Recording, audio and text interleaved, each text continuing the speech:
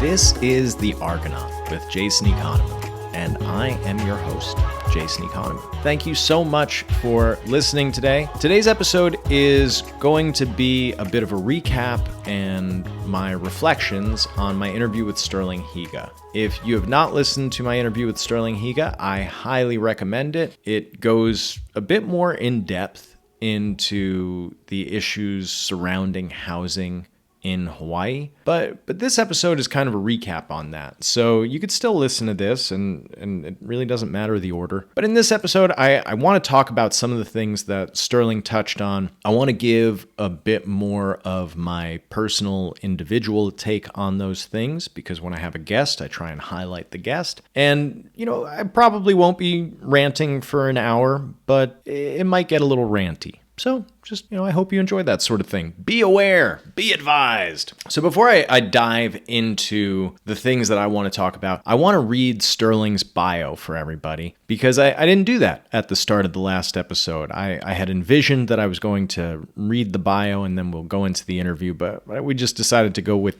straight into the interview. So let me tell you about my friend Sterling Higa. Sterling Higa co-founded and serves as executive director of Housing Hawaii's Future, a nonprofit movement creating opportunities for Hawaii's next generation by ending the workforce housing shortage. He lives in Haiku with his wife and 4 children. Prior to co-founding Housing Hawaii's Future, Sterling was a lecturer at Hawaii Pacific University and a writer for Honolulu Civil Beat and Hawaii Business Magazine.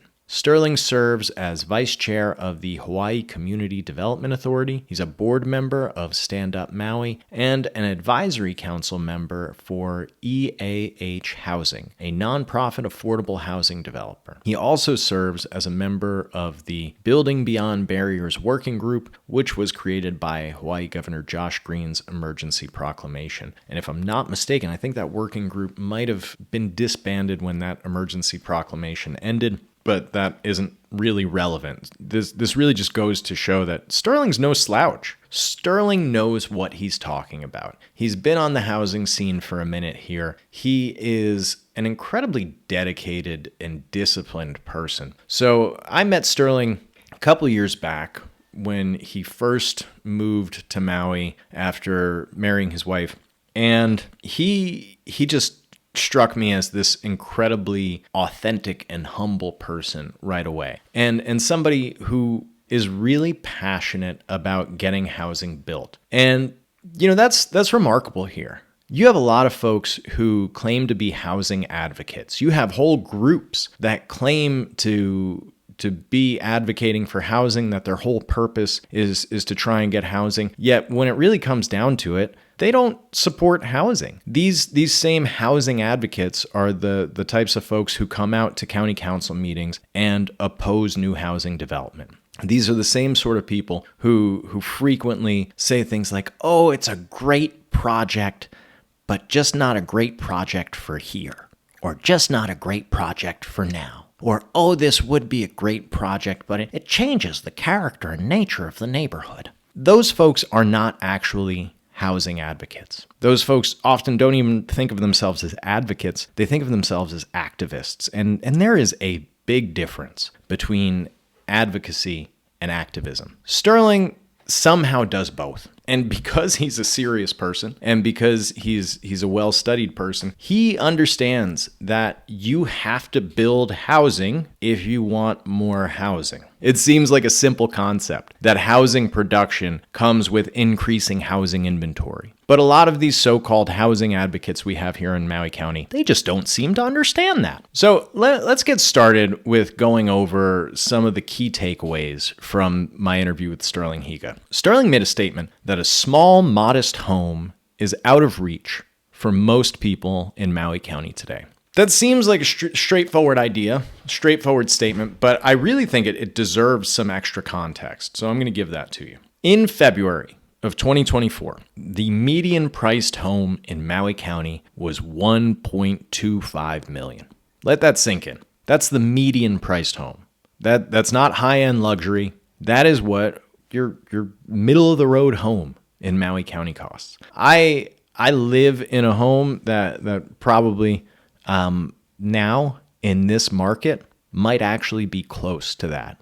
as far as the value. And I can tell you that my home is not worth that much. That's probably what I could sell it for, or maybe a bit closer to the 1 million mark. But it definitely isn't worth $1 million. But I guess maybe it is. Because we've got this whole capitalistic system where it's like, well, it's what the market can bear, so that's fair market value. It's only fair if somebody's willing to pay that much. We won't get into that. But let's just talk about housing affordability. So if the median priced home in Maui County is $1.25 million, in January 2024, it was actually about 1.3 million, 1.32 million, something like that. It fluctuates a little bit, but it's been over $1 million for several months now. That's the median priced home. How does that compare to wages here, right? We think about big cities and stuff that have high housing costs, and then, oftentimes your parents or your grandparents might say, well, they get paid a lot more there. It balances out. It does not. Another number that gets tracked by local realtors association. So I got this number, this $1.25 million for the median home price number from the Realtors Association of Maui. They track market statistics that come out on a monthly basis. You can go to ramaui.com. You could search around for their market statistics, and they come out for the previous month about the 10th or 12th day of every month. So these numbers for February came out, March 12th or something like that. And you can track this, and it's pretty fascinating when you start tracking it. And they have historical data too, where you can see just the price go up over the years at ridiculous rates. But another number that they track is called the Housing Affordability Index. This number has fascinated me since I discovered what it was. And Maui County's Housing Affordability Index is at a 32. What does that mean? Well, that means that the median household income is only about 32% of what is necessary to qualify for a median priced home.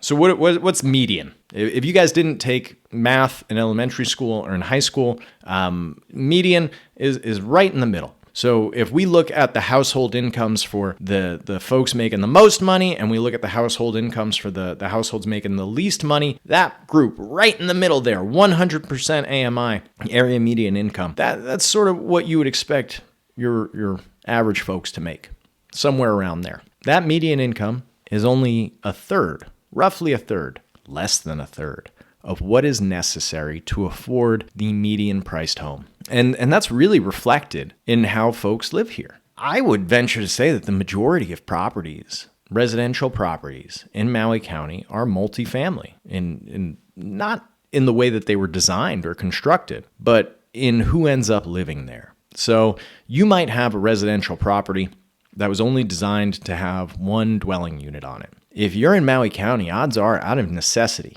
over the last few decades, you have been chopping up that property and adding dwelling units just to house the people in your family. Or if you haven't been adding the dwelling units, you've just been occupying the house at a much higher level than what was initially expected. A house that might have been designed for one family now houses 3 generations of that same family here. And that's out of necessity. How did we get here? What caused this issue? Sterling talked about how there are basic market factors at play. So, one of the things that we can look at is how properties are marketed and sold.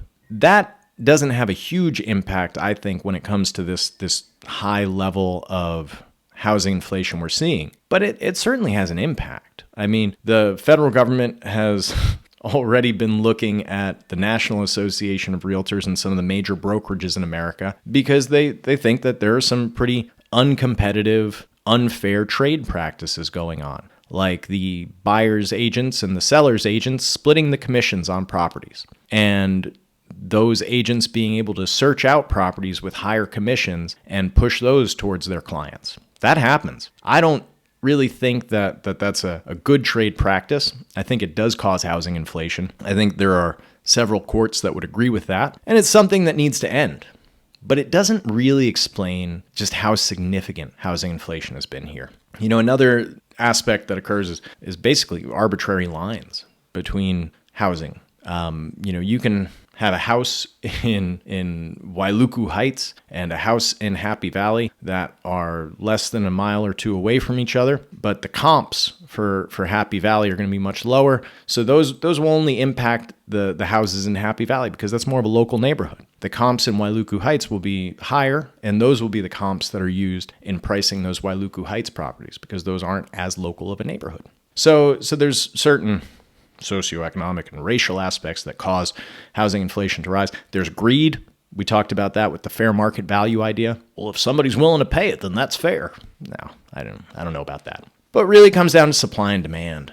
Sterling mentioned that our population is now starting to level off here after increasing for about 60 years. But housing production never actually kept up with that population increase. So we're still dealing with the demand from just the population growth here. People having kids, people moving here. Now that we're leveling off, we never dealt with that demand, that supply need.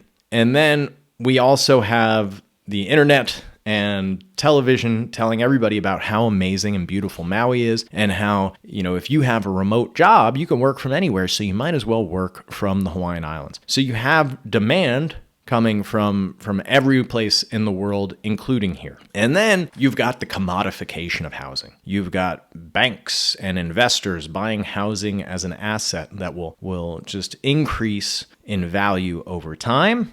And there's another asset. There's something else you can put on your balance sheets to pad your retirement. Now, that's not as common with my generation. Us millennials, we kind of got the poor end of the stick in a lot of ways. But it is pretty common where folks buy investment properties. And, we end up seeing this was really evident in Lahaina. We're looking at the housing data in Lahaina and all the folks that were displaced by that wildfire. I think like 80% of them were renters. The majority of the folks who were displaced by that fire didn't own their own properties. And so that federal aid that's going to go out, that's going to people who already have houses. Is not really helping those who lost their housing, who were living in rentals. But that's for a different episode. I won't get into that now. I'll get different guests to talk about that. Let's take a big old step back in the housing world and talk specifically about the supply and demand issue. Talk about what Sterling and I discussed. So you have an issue like supply and demand, and it's going to solicit those statements like, well, why don't they just build more houses? It's just that simple. Build more houses. It's not that simple. It's never that simple. I won't get into the water situation right now. Water is probably the biggest impediment to housing production, both potable water and wastewater, what you do with your waste and how you get your fresh water. That's a huge issue when it comes to housing. But let's look at some of those other issues. Hawaii, Maui, we have a finite amount of land. We're islands in the middle of nowhere, in the middle of the Pacific Ocean. So we already have a finite amount of land. Anything that is finite and desirable, it goes up in price quick and it never comes down. So land costs are super high. Materials, everything that we build with has to be shipped into here. And then it needs labor. Labor is more expensive because the cost of living is more expensive. Skilled labor is particularly expensive. And we have a limited number of skilled laborers who are able to maintain residency here. So we're back at shortages there as well. So when you have limited land, expensive materials, expensive labor, and then you add artificial limitations on top of that. And by artificial limitations, I really mean regulatory barriers. So Sterling, he defined regulation as any process that adds time or uncertainty to the development process. And he really focused in on zoning and entitlements. And I'm going to add another factor there, which is intervention. Zoning, entitlements, and intervention. I'm going to encourage you all to read up on intervention from just residents, outside parties on your own, because you can go down a lot of rabbit holes with this one. And what you find out is that a lot of times housing production gets stalled, the timelines get dragged out, the cost balloons because folks sue. A lot of folks who don't want housing, especially workforce housing in their backyard, will find a way to sue. And oftentimes the way that they find it is through environmental regulations. So you have folks who will file a lawsuit claiming that it will negatively impact an endangered bug or, some sort of sensitive ecosystem. In Hawaii, it might be that it's a culturally relevant space and people's ancestors are buried there. It is common for folks who already own property, neighborhood associations, particularly the wealthy neighborhood associations that know how to use litigation for their advantage, will oppose workforce housing development on these grounds that they think are morally just. They use it to avoid any criticism. And what often happens is that when these things are adjudicated and it's determined that, there was no sensitive ecosystem, no endangered bug, no place of high cultural relevance or sensitivity, there's no real consequence for them. And the housing still didn't get built because the cost of production went up. And they're okay with that because that's what they wanted to begin with. And so I don't think we get rid of these regulations. These regulations are in place because, housing developers in the past did do some stupid stuff. They did stuff that was bad for our communities, bad for our societies. And that's why those regulations have been put in place. But giving so much power to interveners, vexatious litigants, it's not really serving our communities in the way that we expected it to or that we hoped. So I think that we need reform in those areas. And I want to get some guests to discuss that on later episodes. For now, let's go back to some of the zoning and entitlement issues. When it comes to zoning, Sterling said, we've created an environment where the only worthwhile projects for investors and developers is luxury housing because nothing else pencils out. Now, did we really create that environment? Yes and no. I think we got a lot of help in creating that sort of environment from the federal government. And for this, I'm going to give you a homework assignment. I want you guys to go out, if you have any interest in learning about the history of zoning and what I referred to as maybe the greatest conspiracy, the greatest racist conspiracy that we know is factually true from the 20th century. Read The Color of Law, A Forgotten History of How Our Government Segregated America by Richard Rothstein. Talking about zoning can get pretty dry, and adding in the elements of racism in zoning, it doesn't necessarily make it any less dry, but it's really important. It is important that we wrap our heads around this and get a sense of it, because zoning has been used as a tool to negatively impact racial, ethnic, religious minorities for decades. We got our zoning code largely as a model from the federal government. We adopted it here in Hawaii in the 1960s. And even though it doesn't really explicitly have racist components to it in the sense that it says, if we do exclusionary zoning this way, then Native Hawaiians have to leave. It doesn't say that, but the impact is very much the same. The way that we have implemented zoning here in Maui County has had the effect of driving Native Hawaiians away from these islands. Ethnic minorities are being pushed out of these islands. They're being made into more minorities, a much smaller minority group. And Maui is looking more and more like some, SoCal suburb where it's just a lot of wealthy white people everywhere. And I'm here. I like it here. I get it. I understand the desire to live here. But it's really troubling to me that these are the same folks who show up at county council meetings and talk about how we can't have more housing, we can't build higher density housing, we can't build mixed use developments, we can't rezone commercial spaces like our dying shopping mall to include housing because it will negatively impact the character and nature of the community. But what they're talking about is this fake character and nature that has been developed through the implementation of racist policies. These systemically racist situations that we've created here, that's what's defining this character and nature that these folks who moved here in the 70s and already got theirs don't want to disturb. And the reality of it is, if you've visited Hawaii, if you've visited Maui, the nicest spots in What I mean by nicest is the spots that I think are most beloved by the folks that know these islands are towns like Lahaina was, or like Wailuku is, or Makawao, or Paia. These towns where they organically became mixed-use developments before we had exclusionary zoning codes that had all these racist impacts. These are places where there are shops on the ground floor and housing units above, where folks, at least at one point, were able to get everything that they needed for their everyday lives within walking distance, where you didn't need to own a car if you lived in these towns. You didn't need to have a robust and expensive public transportation system because you could just walk. Because that's how humans have been making communities for thousands of years, before we entrusted centralized governments to dictate where we can build things or what we can build or what we can live near. So this character and nature that these folks are trying to perpetuate by standing against innovations in housing development or innovations in zoning reform.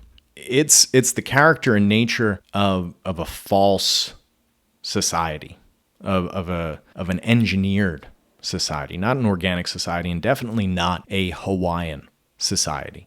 I'm not the purveyor of what is Hawaiian and what is not, but I can tell you that a zoning code adopted off of a federal model in the 1960s does not conform to what Hawaiian culture is. I feel pretty confident in saying that. Yet, this is still the type of BS that these folks like to argue. And it's really devastating. You know, another thing that kind of gets brought up all the time, and Sterling and I touched on it in our discussion, is this idea that we don't want Maui to become like Oahu. And if you fly into both islands, you can understand that sentiment. You fly into Oahu, you see a lot of development, overdevelopment.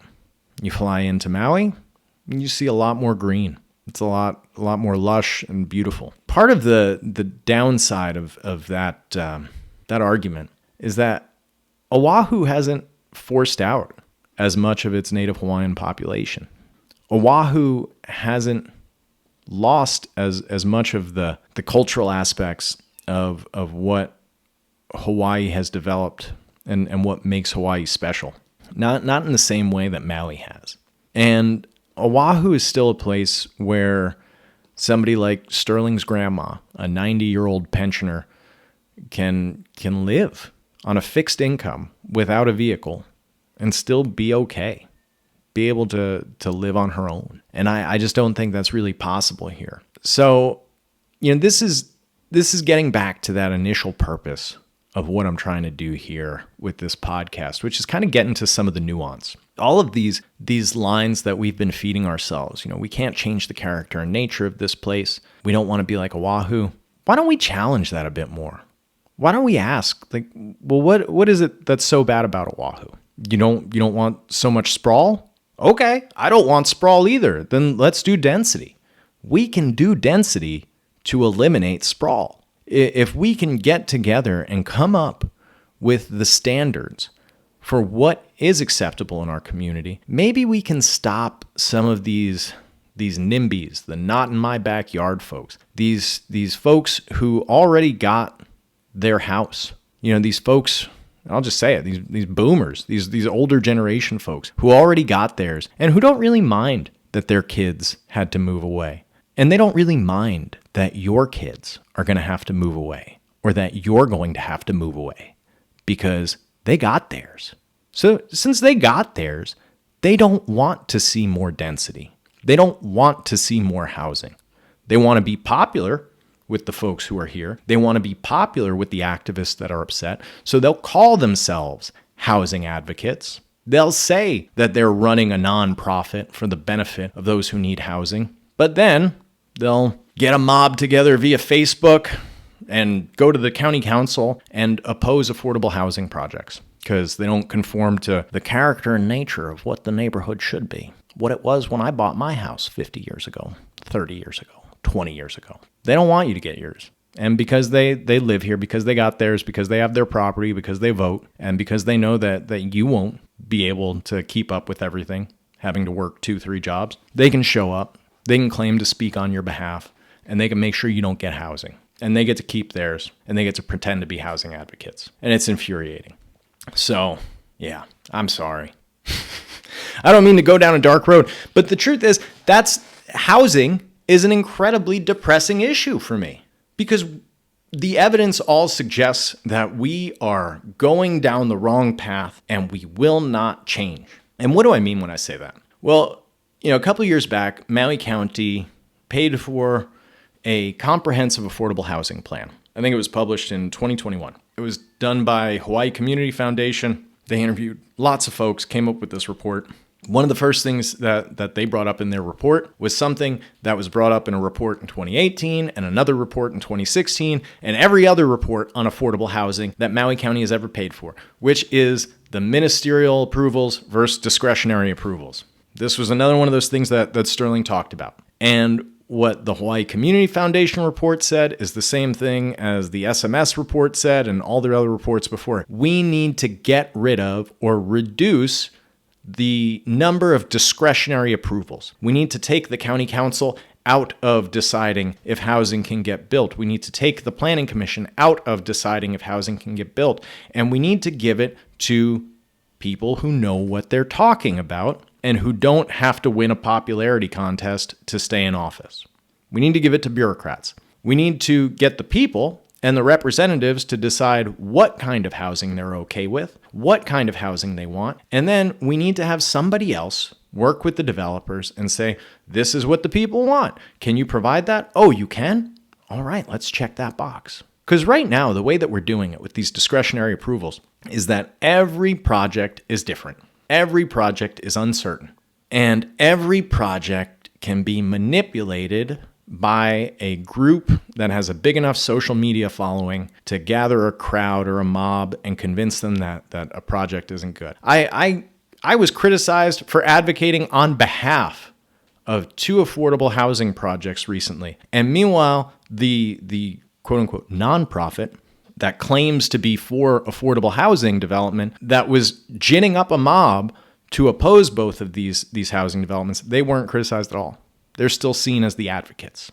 It's a backwards scenario that we got here. And unless we get real, unless we take Sterling's advice and we elect people that are willing to give up some of their power, some of their discretionary approvals, that are willing to actually work with the community on getting set standards for the type of housing that we want, and an understanding of where that housing should be, and that are willing to support that housing production. Until we vote those people into office and support them in those policies, we're not going to get housing.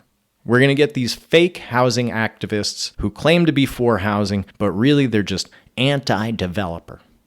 Anything that has to do with the developer, building anything, if we keep supporting those folks and pretending like they're our friends, they're the ones that are trying to help us, then we can kiss Maui goodbye.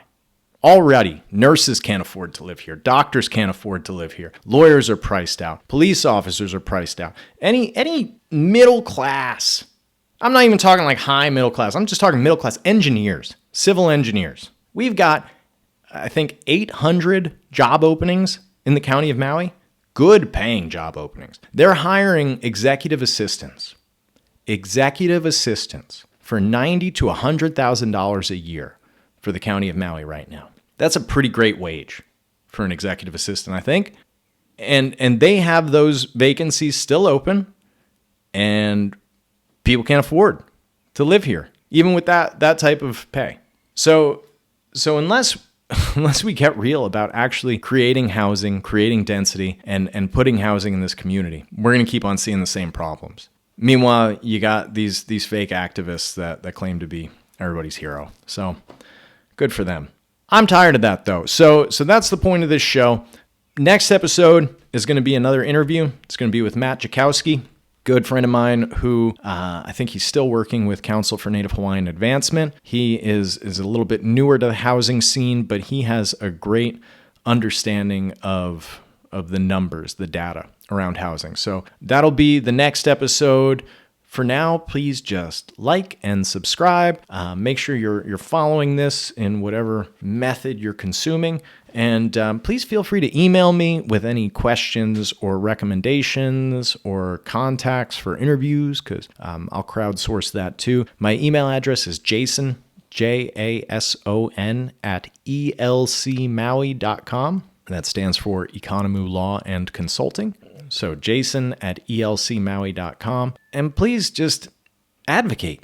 Advocate for housing. Advocate for what's important to you. Don't be an activist. Activists are, I think the difference is that activists just shout a lot and don't propose solutions. I like advocates. Talk to people, convince them, propose solutions. And please do some research on candidates. Support candidates that support you, that support housing, that support this community, that want to bring in jobs. Do that. And take care. Take care of yourselves and each other.